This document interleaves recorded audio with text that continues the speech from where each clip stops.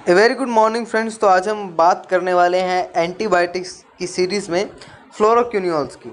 अब ये एंटीबायोटिक्स जो हैं ये बहुत इम्पॉर्टेंट हैं। क्यों है वो पहले मैं बता देता हूँ, आगे हम इसके बारे में देखेंगे कि क्वेश्चन कहाँ से पूछे जाते हैं, कौन से एग्ज़ाम में कौन से पॉइंट जो हैं वो इम्पोर्टेंट रहते हैं। तो ये जो आपकी ड्रग्स हैं ये आपकी टैबलेट फॉर्म में प्रेजेंट है, इसके साथ साथ ये इन्फ्यूज़न फॉर्म में प्रेजेंट है, जो आपकी कोई और एंटीबायोटिक प्रेजेंट नहीं होती है इन्फ्यूज़न फॉर्म में जनरली। ना आपकी पेनिसिलिन है, ना आपकी सिफेलोस्पोरिन है। तो ये एंटीबायोटिक्स की इस क्लास की खास बात है। अब कुछ लोगों को नहीं पता होगा इन्फ्यूज़न क्या होता है। तो जब भी हम इन्फ्यूज़न की बात करते हैं तो आपने ग्लूकोज की बोतल देखी होगी कि पेशेंट को ग्लूकोज चढ़ाया जाता है, ड्रिप लगाई जाती है। तो वैसे ही फ्लोरोक्यूनियोल्स की जो आप क्लासिफिकेशन की ड्रग हैं, तो वहाँ पर जो है आपको इन्फ्यूज़न टाइप एक बॉटल में भी ये आता है कि आपको ड्रिप के थ्रू ये ड्रग जो है दी जाती है। 500 ml में आता है, 250 ml में आता है। तो ये इस एंटीबायोटिक क्लास की एक खास बात है कि इन्फ्यूज़न फॉर्म में प्रेजेंट है। बाकी आप कितनी एंटीबायोटिक्स देखेंगे वो आपको टैबलेट फॉर्म में मिल जाएंगी, वायल्स फॉर्म में मिल जाएंगी, एम्प्यूल्स मिल जाएंगे, लेकिन जो इन्फ्यूज़न है वो आपको जो है फ्लोरोक्यूनियोल्स के ही मिलते हैं। तो स्टार्ट करते हैं फ्लोरोक्यूनियोल्स। ये इसकी खास बात है, आप हॉस्पिटल में जाके देखेंगे तो आपको मिलेंगी यही चीज़ें। तो फ्लोरोक्यूनियोल्स की आप खास बात देखेंगे, सबसे पहला पॉइंट ये आपकी क्यूनिलोन एंटीबायोटिक्स के डेरिवेटिव हैं, या इन्हें क्यूनिलोन एंटीबायोटिक्स भी कहा जाता है, क्योंकि इनकी जो आप केमिकल स्ट्रक्चर देखेंगे आने वाली स्लाइड्स में वो क्यूनिलोन रिंग जो है वो कंटेन करती है। तो सबसे पहले हमारे पास जो एंटीबायोटिक्स आई थी वो हमारी क्यूनिलोन एंटीबायोटिक्स थी। बाद में मॉडिफाइड हुआ, तब इनका नाम फ्लोरोक्यूनियोल्स पड़ा। कैसे पड़ा वो सेकंड पॉइंट में है कि ये जो अपना फ्लोरीन है, एटम है, ये केमिकल स्ट्रक्चर में कंटेन करते हैं। तो फर्स्ट जनरेशन जब फ्लोरोक्यूनियोल्स थी तो उनमें सिर्फ क्यूनोलोन रिंग थी। एग्जाम्पल आप देखेंगे नैलिडिक्सिक एसिड का। लेकिन जब फ्लोरोक्यूनोल्स बने तो ये इनके साथ फ्लोरीन एटम अटैच हो गया। तो ये एक इम्पॉर्टेंट पॉइंट है कि पहले क्यूनिलोन एंटीबायोटिक्स थी, फिर वो फ्लोरोक्यूनोल्स एंटीबायोटिक्स हो गई। तो आपका जो फ्लोरोक्यूनिलोल्स हैं ये आपकी ब्रॉड स्पेक्ट्रम एंटीबायोटिक है। मींस बहुत सारे माइक्रो ऑर्गेनिज्म के अगेंस्ट एक्टिव है, ग्राम पॉजिटिव के अगेंस्ट भी एक्टिव है, ग्राम नेगेटिव के अगेंस्ट भी एक्टिव है। और फ्लोरीन एटम होने के कारण जो इनका नेचर है वो बैक्टीरिसाइडल है, बैक्टीरिस्टैटिक नहीं है, बैक्टीरिसाइडल है। और इसका मैकेनिज्म ऑफ एक्शन में भी आप डीपली देखेंगे कि क्यों बैक्टीरिसाइडल है, क्योंकि ये डायरेक्ट आपका डीएनए रेप्लिकेशन पे काम करता है। तो फ्लोरोक्यूनोल्स बैक्टीरिसाइडल नेचर है। ये आपका पहली स्लाइड थी जो इंपॉर्टेंट पॉइंट कंटेन करती थी कि क्यूनिलोन एंटीबायोटिक्स पहले आई थी, नैलिडिक्सिक एसिड था, बाद में उसी स्ट्रक्चर में आपका फ्लोरीन ऐड हुआ, या आप नेक्स्ट स्लाइड में स्ट्रक्चर भी देखेंगे। फिर आपका ब्रॉड स्पेक्ट्रम है, ग्राम पॉजिटिव ग्राम नेगेटिव के अगेंस्ट है, और बैक्टीरिसाइडल है नेचर में। नेक्स्ट स्लाइड में आप देखेंगे कि सबसे पहला पॉइंट जो नैलिडिक्सिक एसिड है ये आपका क्यूनिलोन ड्रग था, लेकिन ये जो है फ्लोरीन इसकी केमिकल स्ट्रक्चर में नहीं है। जो आप लेफ़्ट साइड स्ट्रक्चर देख रहे हैं वहाँ पर आप देखेंगे कि फ्लोरीन एटम जो है वहाँ पर प्रेजेंट नहीं है। तो नैलिडिक्सिक एसिड जो था उसके कुछ हमारे हम कह सकते हैं लिमिटेशंस थी। वो क्या थी कि ये जो एंटीबायोटिक रेजिस्टेंस है बहुत जल्दी एमर्ज कर लेता था, रैपिडली एंटीबायोटिक रेजिस्टेंस शो करने लग जाते थे। एडवर्स इफेक्ट इसका न्यूरोटॉक्सिसिटी था। इसके साथ साथ ये जो है आपका सुडोमोनास जो आपके जो माइक्रो ऑर्गेनिज्म होते हैं उनके अगेंस्ट जो है नैलिडिक्सिक एसिड जो था एक्टिव आपका एक्शन शो नहीं करता था। तो ये एक इम्पॉर्टेंट पॉइंट था। तो नैलिडिक्सिक एसिड की जब आप स्ट्रक्चर देख रहे हैं लेफ्ट हैंड साइड में, तो वहाँ पर आप देखेंगे कहीं भी फ्लोरीन आपका अटैच नहीं है, जबकि आप राइट हैंड साइड में जो स्ट्रक्चर देख रहे हैं जिसमें आपका फ्लोरीन अटैच है और आपका R1 R2 R7 ये जो अटैच हैं। ये R1 और R7 क्या है, यहाँ पर हम केमिकल चेंज करके डिफरेंट एंटीबायोटिक्स बनाते हैं। जैसे आपने नाम सुना होगा, आपने ऑफ्लोक्सासिन का नाम सुना होगा, नॉरफ्लोक्सासिन का नाम सुना होगा, लीवोफ्लोक्सासिन का नाम सुना होगा। तो ये जो एंटीबायोटिक्स एक क्लास की बनती हैं, ये आपका जहाँ पर R ग्रुप होता है या X ग्रुप होता है वहाँ पर ही चेंज करके आपकी बनाई जाती हैं। एक्स आपको पता है हालाइड से जो है उनसे रिलेट करता है, और आर पर आपका कोई भी जो ग्रुप है वो अटैच किया जाता है जिसका कुछ स्पेसिफिक एक्शन हो या ड्रग की कोई प्रॉपर्टी को वो इंक्रीज कर रहा हो। तो ये बात आपको ध्यान रखनी होती है।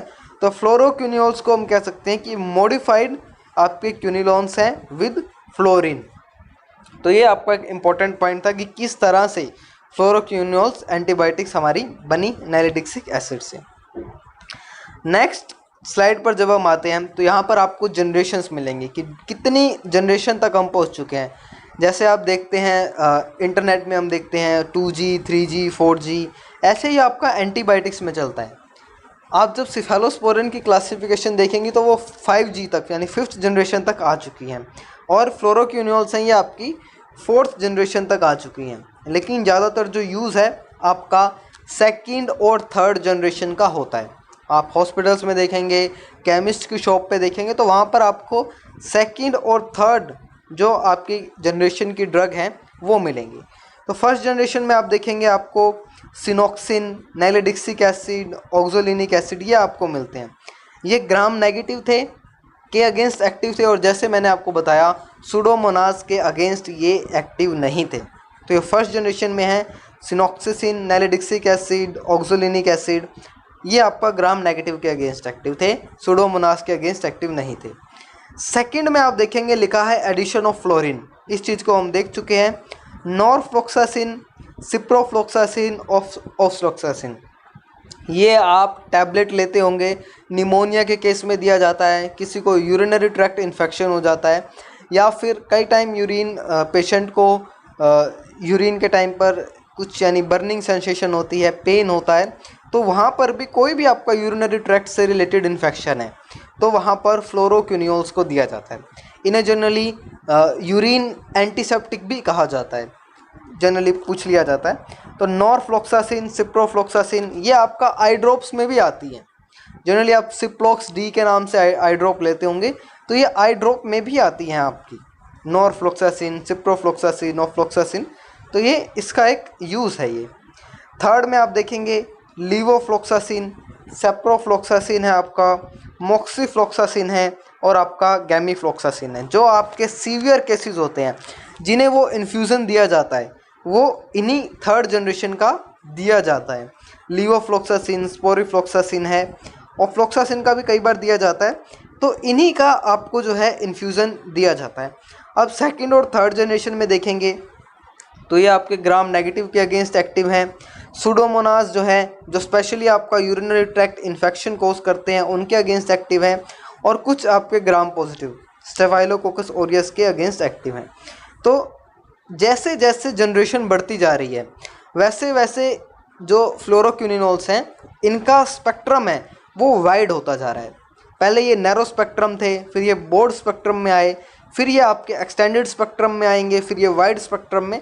तो इस तरह इनका स्पेक्ट्रम जो है वो वाइड होता जा रहा है। तो ये एक इम्पॉर्टेंट आपकी जनरेशन्स होती हैं। कुछ नाम आपको देखने को मिल जाते हैं टैबलेट्स में, आई ड्रॉप्स में, इन्फ्यूजन्स में। अब बात कर लेते हैं फोर्थ जनरेशन की। फोर्थ जनरेशन जब हम फ्लोरोक्यूनियोल्स की बात करते हैं तो इन्हें मेनली टारगेट करके इनकी स्ट्रक्चर में चेंज किया गया है। जो आर ग्रुप देख रहे थे कि ये जो है एनारोबिक बैक्टीरिया के अगेंस्ट भी एक्टिव हो, तो फोर्थ जनरेशन को इस तरीके से डेवलप किया जा रहा है। जैसे ट्रोआफ्लोक्सासिन है आपका, और आपका गैल्टीफ्लोक्सासिन है। अब फोर्थ जनरेशन की ड्रग्स में प्रॉब्लम क्या होती है कि आपके साइड इफ़ेक्ट्स जो हैं वो कुछ ऐसे आपके लाइफ थ्रेटनिंग आने लग जाते हैं कि इन्हें मार्केट से हटाना पड़ता है। तो इसलिए लिखा होता है कि इन्हें इस टाइम पर मार्केट में से हटा लिया गया है इन ड्रग्स को। नेक्स्ट सबसे important part, mechanism of action of fluoroquinolones. अब फ्लोरोक्यूनियोल्स काम कैसे करते हैं, आपको ऑप्शन में क्या मिलता है। तो फ्लोरोक्यूनियोल्स आपके डीएनए गायरेज को इनहिबिट करते हैं, या फिर आपको मिलेगा ऑप्शन में टोपोआइसोमरेज 2 या टोपोआइसोमरेज 4, या फिर आपको ऑप्शन में मिलेगा टोपोआइसोमरेज 2 एंड टोपोआइसोमरेज 4। तो ये आपको ऑप्शन में मिलते हैं। डीएनए गायरेज एक सब क्लास है आपका टोपोआइसोमरेज 2 का, इसलिए आपको वैरायटी ऑफ ऑप्शंस मिल जाते हैं और वहीं आप गलत कराते हैं। अगर किसी ने डीएनए गायरेज पढ़ा है तो वो टोपो आइसोमरेज 2 को कभी भी आपका ऑप्शन में क्लिक नहीं करेगा या उसके लिए कभी भी जो सर्कल है उसको फिल नहीं करेगा। तो यहाँ पर एक पता होने वाली बात है, नॉलेज की बात है कि डीएनए गायरेज आपका सब क्लास में आता है टोपो आइसोमरेज 2 की, और टोपो आइसोमरेज 4 आप देखेंगे तो फ्लोरोक्यूनियोल्स इनहिबिट करते हैं डीएनए गायरेज को, जिसे टोपो आइसोमरेज 2 कहा भी जा सकता है, और आपका जो है टोपो आइसोमरेज 4 को। तो आपको ऑप्शन जब मिले तो सबसे मेन बात है कंफ्यूज नहीं होना है, क्योंकि जिन लोगों को ये पता होता है वो भी ऑप्शन सिलेक्ट करने के टाइम पर गलत कराते हैं सिर्फ एक छोटी सी बात के लिए। तो डीएनए गायरेज और टोपो आइसोमरेज 4 दोनों पर ही फ्लोरोक्यूनियोल्स आपका काम करते हैं। सबसे पहले डीएनए गायरेज को देखेंगे और यहाँ से आपको पता लग जाएगा कि बैक्टीरिसाइडल एक्शन जो है फ्लोरोक्यूनियोल्स का वो क्यों है। तो इंटरफेयर करता है with correction of positive super coiling के साथ, जिसकी वजह से आपका जो है डीएनए डैमेज हो जाता है। डीएनए डैमेज हो गया तो हमारे जो न्यूक्लियसेस हैं वो इन्हें और डिग्रेड कर देते हैं, क्योंकि डैमेज डीएनए का मतलब म्यूटेशन होना, तो बहुत सारी चीज़ें हो सकती हैं, लीडिंग टू कैंसर भी हो सकता है। तो न्यूक्लियसेस हैं उसे कम्प्लीटली डिस्ट्रॉय कर देते हैं और जो है आपका सेल डाई हो जाता है। तो that is the bactericidal action, कि डीएनए गायरेज के ऊपर काम करते हैं, इनहिबिट करते हैं उसे, और इंटरफेयर कर जाता है वो correction of positive super coiling. Mainly आपको ऑप्शन में मिलता है डीएनए गायरेज। आगे का जो मैकेनिज्म है वो सिर्फ आपको समझाने के लिए है।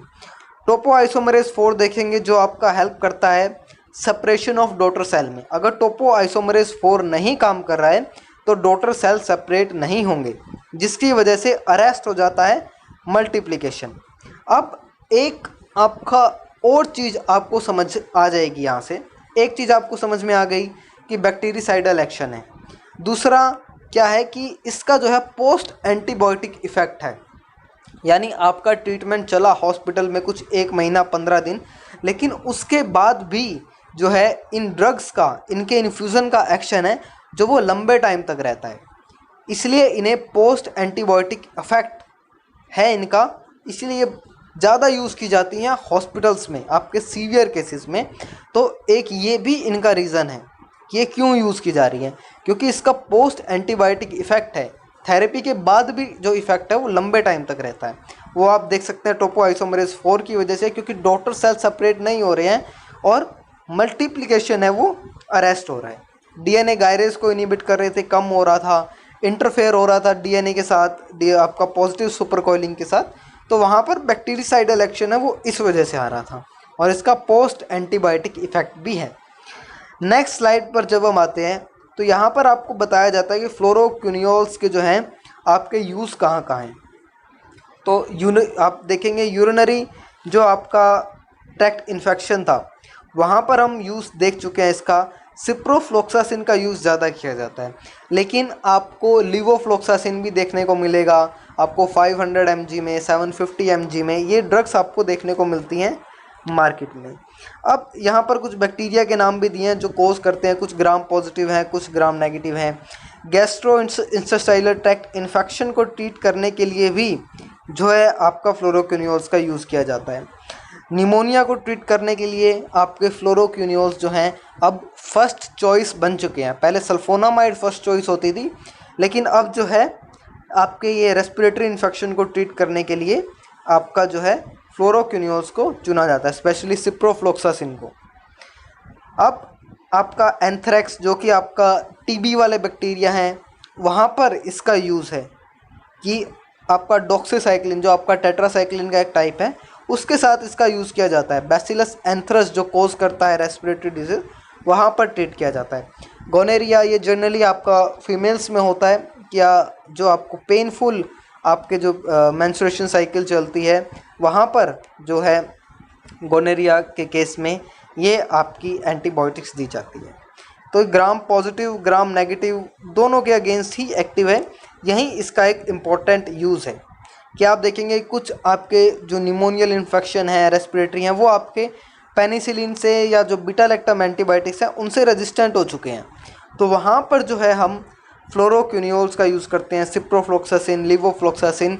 आप देखेंगे कि जो टीबी के केस में भी आपका जो है फ्लोरोक्यूनियोल्स दिए जाते हैं।